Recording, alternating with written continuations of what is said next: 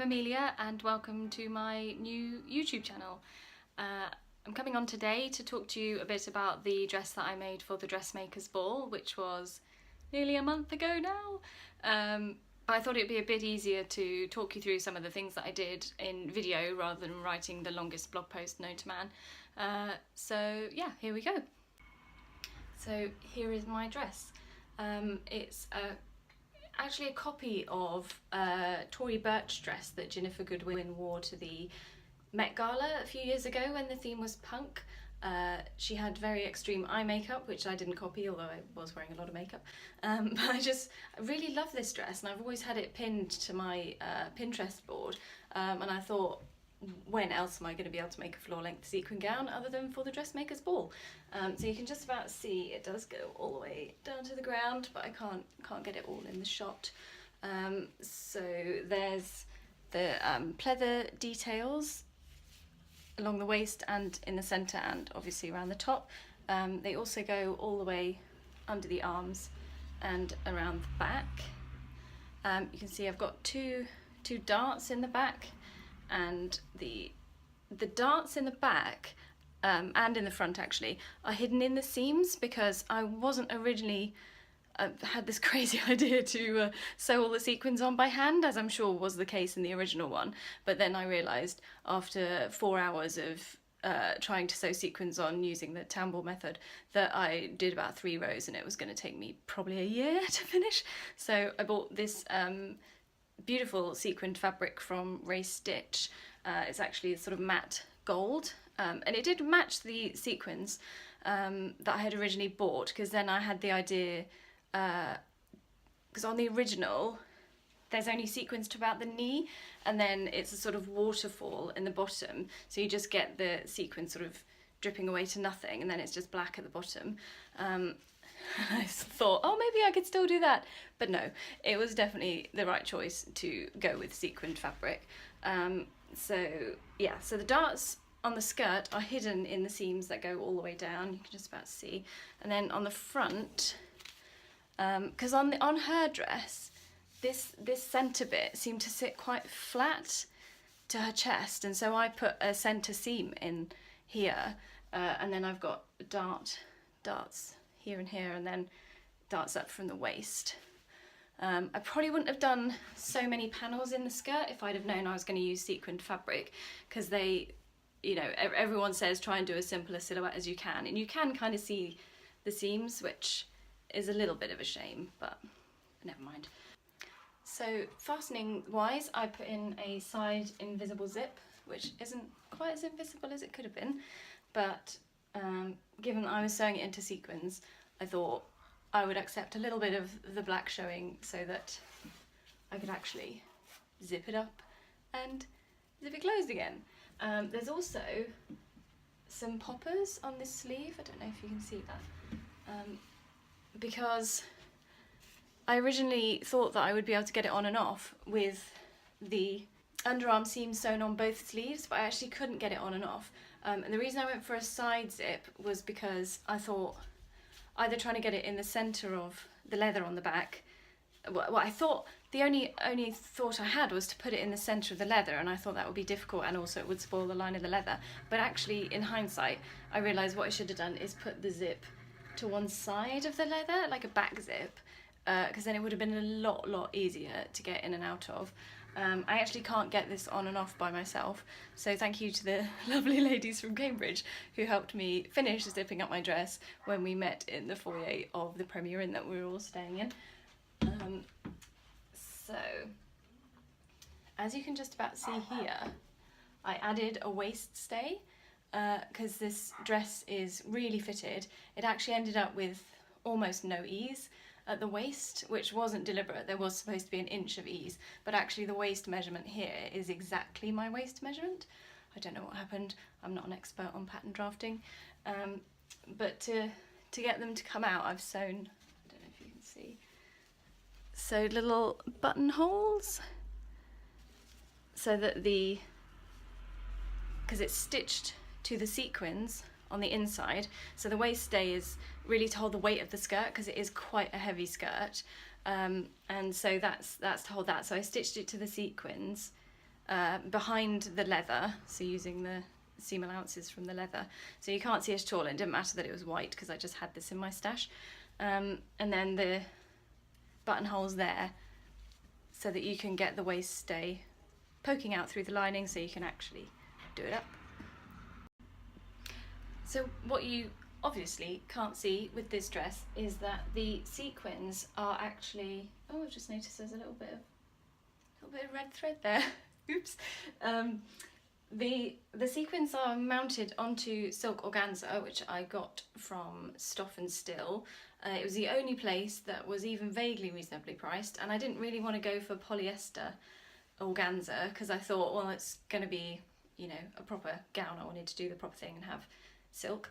And also when I was going to do the individually stitching on the sequins, that was going to be onto the organza, because I from doing a little bit of research, that seems to be how the couture houses actually do it. So yeah, so sandwiched in between the lining and the sequins is a layer of organza, which I hand basted each of the pattern pieces of the sequins onto the pattern pieces of the organza, which I'd already cut out before I even bought the sequins. And yeah, I did it with red thread, and you can just see there's a little tiny bit of red thread still there. I did think I'd got it all out, but evidently not. Yeah, so the organza just gave it a bit more stability, meant that the sequins didn't stretch out, because it's not, it does have, you can see there, has a bit of stretch in it. I just thought it would end up completely, like none of the pieces would have matched, and I wouldn't have been able to sew it together basically if I hadn't have done that. So that was a whole day of hand sewing. The other bit of hand sewing I did was in the zip.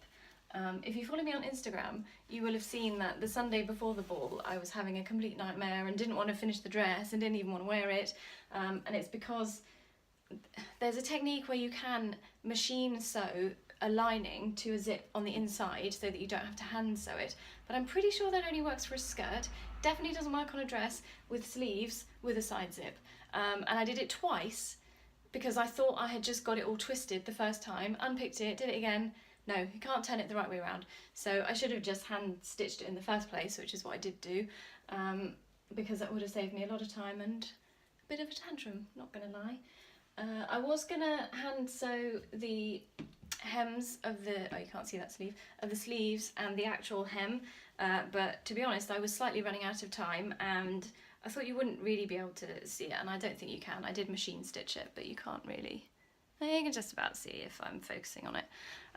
I did sew the lining hem, so I turned the lining hem inside and the main hem inside, and then I basically sort of top stitched the two hems together, because this rayon or viscose, can't remember, are they interchangeable?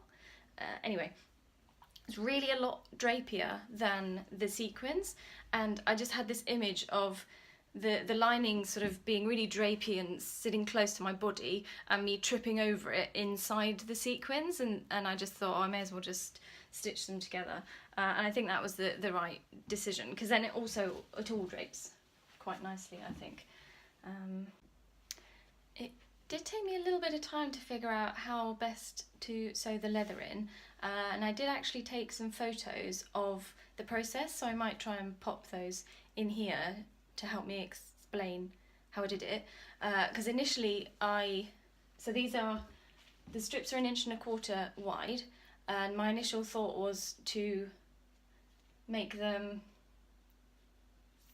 because that's I had a 5/8 of an inch seam allowance, so basically three lots of seam allowance, and then sort of sew it into the seam while you sew the seam, so just tuck it inside, and then it would sort of fold out like that, if that makes sense. So if this is the seam, it will be like that, but of course it didn't sit flat because you had two layers of leather trying to sit flat outside the thing, so it was just sort of standing up, and I wanted it to basically look flush with the seam. So then what I actually did was, the pieces are a lot less wide, so they're only, so it's 1.25 inches plus 2 5/8, which I think is 2.5 inches, and I sewed one side 5/8 of an inch away from the seam allowance, to one piece, and then I sewed the other side the same, so they were away from the seam allowance. Then I sewed the seam allowance, which would bring the two pieces of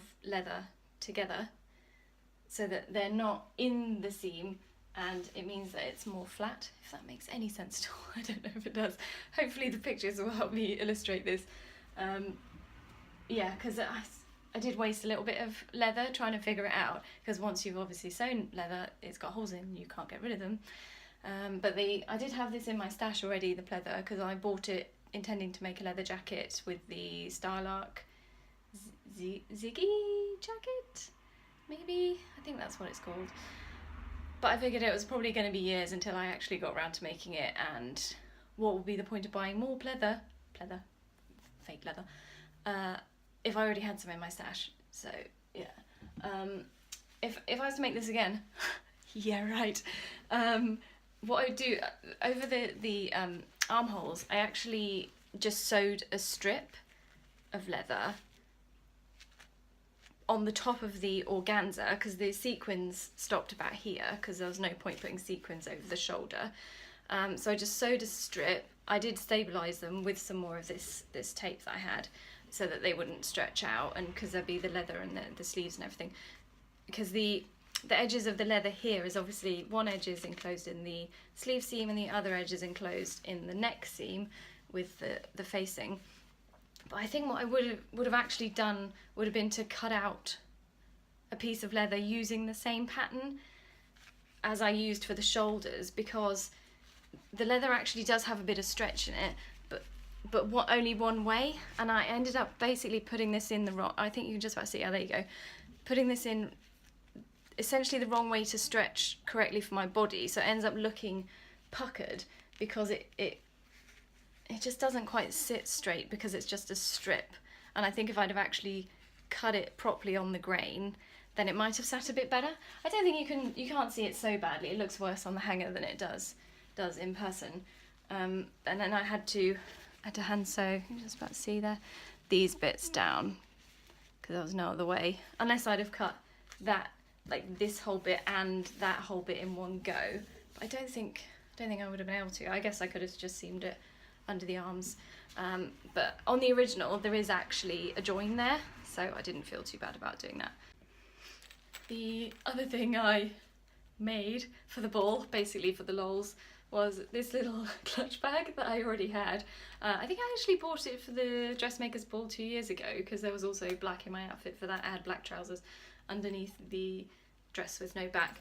I was sitting in my Premier Inn when I should have been painting my nails and putting on my makeup and getting ready, sewing on sequins to the stupid little clutch bag.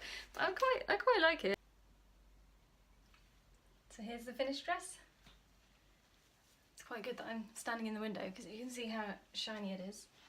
Yeah, pretty pleased with it for my first thing I've ever made. Oh, just dropped my remote. Made self-drafted. Pretty pleased that this sits straight, this sits straight. They all look the same width. These bits here are actually the same width as this, but obviously it looks a bit bigger because it goes under there. Yeah. Don't know how far back I can go and you actually see, so it goes down to the floor. Yeah, pretty pleased. I'm sure I'll say this a lot, and have said it a lot in the past, but it's my favourite thing I've made so far. And I wore it with trainers so that I was comfortable all evening and could dance to the amazing big band that they had at the ball. It was really good band. Yeah, there we go. The only problem is I can't really move my arms. Didn't really twig that would happen until I'd basically finished it, because the lining is fine, it's a bit more forgiving, but I think it's the leather that just doesn't really have much give in it. You can see it does look a little bit puckered there. I tried to reduce that as much as possible, but yeah, that was the best I could get it. As I'm sure you can imagine, I've taken loads and loads of pictures, so I'll pop some of those in here, because they're probably a bit easier to see all the details than me trying to get as far away from the camera as I can. Yeah, there we go. Oh, you can see the zip, but yeah, nobody's perfect. So I hope you enjoyed seeing some of the processes that I used to make my dress. I'm hoping to do a few videos obviously I don't want this to be the only one, but I was thinking about maybe doing some videos on my 100 years wardrobe project, but sharing more of the process as I go along rather than just showing you the finished product. Because I didn't know I was going to make a video out of my dress. I didn't film anything as I was doing it. I'll also maybe share some home projects or some refashions or anything, but it'll basically be everything sewing and fabric. So I hope there's someone out there following along. Bye!